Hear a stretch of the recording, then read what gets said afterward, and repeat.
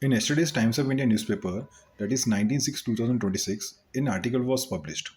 That is, one in three lawyers are fake. Supreme Court to look at the digital registry. See, this is a very disheartening news and very important to discuss. Then, what is an issue? An advocates association body, that is Bar Association of India, an NGO, filed in PIL in the Supreme Court and prayed that there has to be a digital registry for advocates similar to the Aadhaar card system. Now, why this PIL was necessary? Some days back, our Honorable Bar Council of India's chairman had made a statement that approximately 35 to 40% of the advocates practicing may not have a genuine degree. Please note, he didn't say 3 to 4%.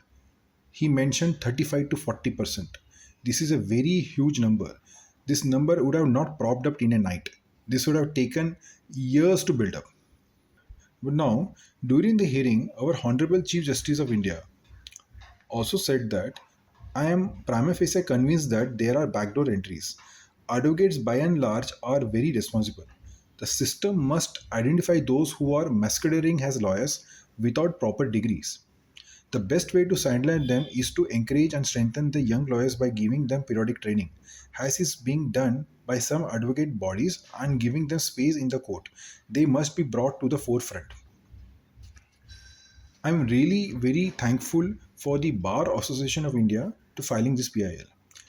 I have just one question. Even if the our Bar Council of India's chairman was aware of such issue, even our Honorable Chief Justice were aware of such issue, why then such cases were not taken up suo motu? Why we have to wait for some pro bono bodies to come up and file an PIL?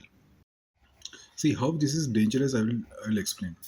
The fake advocates possess themselves as genuine before the general public and take fees from the clients, and they don't even pursue the case heartedly.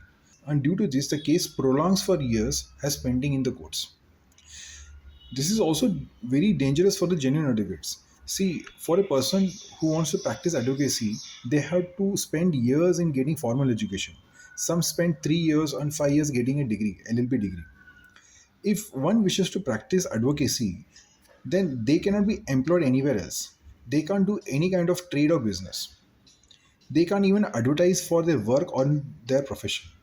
The restrictions are very high. And if in such environment an unqualified person enters a profession using forged credentials, then genuine advocates suffer alongside with the litigants. This is very disheartening and dangerous to the public confidence to the judiciary system. Today, with a simple mobile application like Parivaran, a citizen can verify whether a vehicle has a valid insurance, pollution certificate, or pending penalties. Information can be accessed in seconds. Then, why should verifying an advocate's credential be a difficulty? See, advocates community is known to be a vanguard and frontiers in protecting fundamental rights. But unfortunately, they couldn't stand for their own rights till date. Now, in this case, the bench has sought responses from Union Government, BCI, and University Grant Commission and State Bar Association to the PL. I'm sure they will also support this PL. I expect that some favorable orders comes up very early in the interest of justice. Thank you.